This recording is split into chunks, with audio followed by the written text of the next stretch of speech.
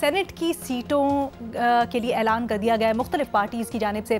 ارشاد بھٹی صاحب، یہ بھی کہا جا رہا ہے کہ ایک طرف مفاہمت کی بات کرتی ہے پاکستان تحریک انصاف، لیکن اسی وقت کافی ایسے ناموں کو ٹکٹس دی گئی ہیں، خاص طور پر خواتین کی نشستوں پر، جن میں 9 مئی کے کردار یا ویڈیوز میں نظر آئے کچھ ایسے کردار ہیں جن کے اوپر الزامات ہیں۔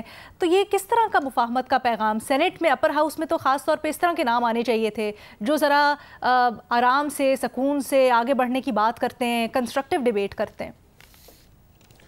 مثلاً 3 نام آپ دے دیجئے، کون کون سے؟ سر میں نے تو بتا دیا جن کے اوپر تنقید ہو رہی ہے، خواتین نشستوں کے اوپر خاص طور پہ، جیسے سنم جاوید صاحبہ سے متعلق ابھی یہاں پر ذکر ہوا، ان کی بات کی جا رہی ہے۔ جیسے نام وہ پتہ ہے، نہیں آپ نہیں سمجھی، میں سمجھ رہا ہوں اچھا میں نام دے دوں، کون سے نام؟ سر میں کیوں نام دوں؟ یہ تو تحریک انصاف کو سوچنا چاہیے نا۔ تو اللہ آپ کا بھلا کرے، یہی جواب میرا ہے کہ یہ تحریک انصاف کو سوچنا چاہیے کہ ان کو یہ ان کا حق ہے کہ ان کس کو دیتے ہیں۔ فار ایگزامپل ابھی جیسے پچھلے سوال سے منسلک نہیں، بٹ اس سے میسیجنگ کیا جا رہی ہے؟ ہاں بالکل نہیں میسیجنگ، میری بات تو سن لیں، میری بات تو سن لیں میڈم شیخ، کہ مجھے تو لگ رہا ہے کہ آپ کے خلاف سارے نام آ گئے ہیں۔ تو بھٹی صاحب آپ نے تو سوال کرنا مشکل بنا دیا، میں نے سوال کیا، آپ نے پرسنل اٹیک کر دیا۔ ہاؤ کیوٹ بھٹی صاحب۔ میڈم شیخ، میں اپالوجی اور میری دل سے معذرت کہ آپ کو ایسا لگا ہے کہ ورنہ آپ کو پتا ہے 2020 آپ کا میرا تو چلتا ہے، آپ اگر اس کو پرسنل نہ لیں۔ نہیں بالکل نہیں، میں آپ تو کبھی بھی آپ سے پرسنل نہ کروں۔ اور میڈم شیخ 2 چیزیں ہیں اس میں۔ پہلی چیز یہ ہے کہ پاکستان تحریک انصاف نے ان لوگوں کو ٹکٹس دیے ہیں جو ان کے ساتھ کھڑے ہوئے ہیں، جو پریس کانفرنسیں کر کے چھوڑ نہیں گئے، جو وہ اب ان میں سے کوئی جیتے نہ جیتے یہ نام فارمیلٹی ہے، نئی فارمیلٹی۔ انہوں نے ایک میسج کنوے کیا ہے کہ جو پارٹی کے ساتھ مشکل وقت میں کھڑا ہے، جیل میں ہے، صعوبتیں برداشت کر رہا ہے، اس کو ہم نے ٹکٹ دینا ہے، اور یہ ان کی پالیسی یعنی ہے شروع سے اب تک ہے۔ اور یہ فار ایگزامپل علی امین گنڈا پور کا عمران خان کہتے ہیں کہ ایک منظر مجھے یاد ہے، 2014 کا دھرنا تھا، جب ہم آگے مارچ کر رہے تھے، سارے چھوڑ چکے تھے، آنسو گیس شیلنگ اتنی ہو چکی تھی کہ سارے بھاگ چکے تھے، تو میں بمشکل میری آنکھوں پہ پٹیاں پانی کی باندھتے ہوئے اوپر چڑھا، نیچے سے آیا کنٹینر سے، تو میں نے علی امین گنڈا پور کو دیکھا ساتھ کھڑے ہوئے بھاگتے ہوئے۔ تو یہ ان کی میسجنگ ہے۔ دوسری بات میڈم شیخ، اگر اس حساب سے ہم کریں مفاہمت کے حساب سے، تو پھر پیپلز پارٹی میں بھی کچھ چند دیکھیں، ان کو ٹکٹ تو بالکل نہیں آنے چاہیے اسمبلی میں۔ زرداری صاحب تو اینٹ سے اینٹ بجا کے چلے گئے تھے، ان کو تو بالکل صدر نہیں بننا چاہیے تھا۔ خواجہ آصف کو وزیر دفاع نہیں بننا چاہیے تھا۔ تو یہ پارٹی کا ہے۔ اور دوسری جہاں تک مفاہمت کی بات ہے، آپ کے خیال سے اس کے اوپر کوئی فرق نہیں پڑے گا مراد سعید ٹائپ نام باقی سارے ناموں کو آگے کرنے سے؟ جی پڑے گا، یہی پوچھنا چاہ رہی تھی میں بس۔ میسج ادھر میں تحریک انصاف کی بات کر رہا ہوں۔ دوسرا جو اس کا اینگل ہے وہ یہ ہے کہ میسج رانگ جائے گا۔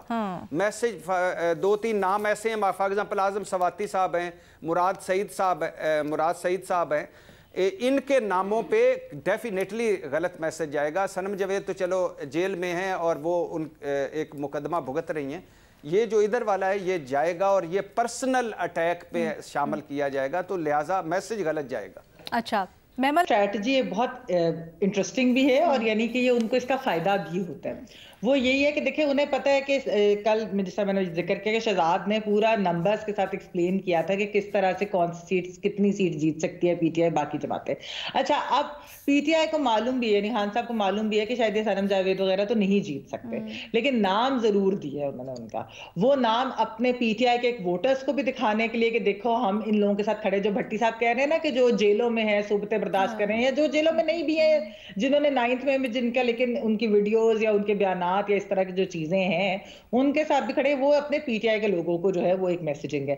دوسری طرف جو میسیجنگ ہے وہ بیسکلی یہ ہے کہ ابھی تو میں ان کو ان جگہوں کی ٹکٹس دے رہے ہیں یا وہ والی چیز ہو رہی ہے کہ جو شاید یہ نہیں جیتیں گے، لیکن اف آئی وانٹ تو پھر جب ان کو وہ صحیح والی بھی ہم دے سکتے ہیں، یعنی کہ اگر ہم نے کنفرنٹیشن کرنی ہے تو وہ پالیسی بھی۔ دوسری طرف ڈیفیوژن جو والی جو پالیسی ہے نا وہ over all P T I کی اسی طرح ہی لئی ہے، گڈ کاپ بیڈ کاپ نہیں ہوتا۔ ایک ابھی گنڈا پور صاحب کے اوپر اس پورے شو میں ڈسکشن ہوئی کہ یہ میسج کس طرح کا دے گا، ایک بڑی اگریسو پالیسی ہوگی، لیکن کیا ہوا کہ اینڈ کے اوپر وہ جا کے شہباز شریف صاحب کو ملا ہے نا، تو انہوں نے بھی تو گورنمنٹ چلانی ہے نا، تو وہ والی بھی چیز ہوتی ہے۔ अच्छा, साफी साहब।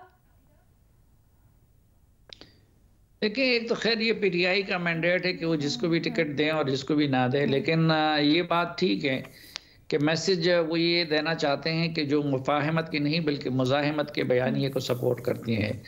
लेकिन उसमें फिर ये भी एक चीज़ है जो महमल ने उसकी तरफ इशारा किया कि लोगों के सामने तो उन्होंने ये शो कर दिया कि देखिए हम कुर्बानी देने वालों को टिकट दे रहे हैं, लेकिन ज़्यादातर हमने देखा कि उधर कुर्बानी देने वाले को कवरिंग कैंडिडेट बनाया गया है और जिसने कुर्बानी नहीं दी है उनको आगे लाया गया है। तो साथ साथ वो एक दूसरी तरह की सियासत भी उसमें हो रही है।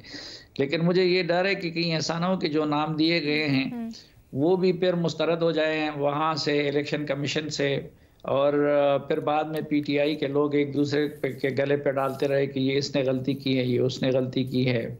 और जो शुरू में कहा था भट्टी साहब ने कि किस तरह के लोग होने चाहिए, तो हैं उनके पास ऐसे लोग हैं, मसलन शफकत महमूद है उनके पास, और ये जिसको टिकट नहीं दिया वलीद इकबाल भी है, इकबाल के पोते को, वलीद इकबाल, इस तरह के नाम उनके पास थे जो मुफाहमत के बयानिए को आगे बढ़ा सकते थे।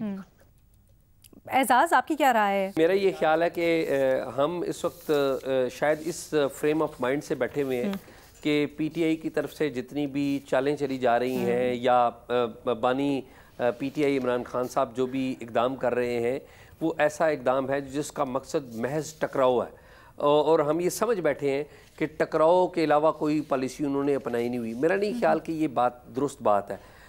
इस वक्त मेरा ख्याल है इमरान खान साहब और उनकी जमात दो महाज़ों पे वो सरगर्म है। एक टकराव का महाज है और दूसरा है मुसालत का महाज। मुसालत का महाज आप देख लीजिए, जिस तरह अभी यहाँ पे जिक्र भी हुआ कि दो बंदों का नाम आदिल राजा और हैदर मेहदी, ये दो वो अफराद हैं जो बैरून मालिक में बैठे हुए हैं, लंदन में और कनाडा में बैठे हुए हैं, और दोनों जो फ़ौज और इस्टेब्लिशमेंट के ख़िलाफ़ जो बयानिया तैयार करते थे, पीटीआई का बयानिया बनता था, पीटीआई की जो पूरी फ़ौज थी सोशल मीडिया के ऊपर, वो इन दोनों अफराद का बयानिया लेकर आगे बढ़ती थी। इन दोनों से ला इल्मी और ला ताल्लुकी का इजहार किया गया पाकिस्तान तहरीक इंसाफ की तरफ से, और ये बहुत बड़ा सीबीएम मैं कहूँगा ये किया गया पीटीआई की तरफ से, और ये इस बात का इजहार था कि पीटीआई नेगोशिएशन के लिए कोई रास्ता लाना चाहती है। दूसरी बात हम बात कर लें गंडापुर साहब की, कि बहुत सारे लोग हमारे दोस्त ये कहते थे कि ये मैसेज बड़ा गलत है। देखिए, जो बंदा भी इन इंतखाबात में आया और वो फर्स्ट ईयर में मौजूद था, चाहे वो उमर अयूब थे, चाहे वो गंडापुर साहब थे, या कोई और सियासी रहनुमा जो कि पाकिस्तान तहरीक इंसाफ से ताल्लुक़ रखता था, वो बाकायदा एक अंडरस्टैंडिंग के ज़रिए आया है। यानी कि ये अंडरस्टैंडिंग उसकी अपनी पार्टी लीडरशिप के साथ भी थी और कहीं और पे भी अंडरस्टैंडिंग थी।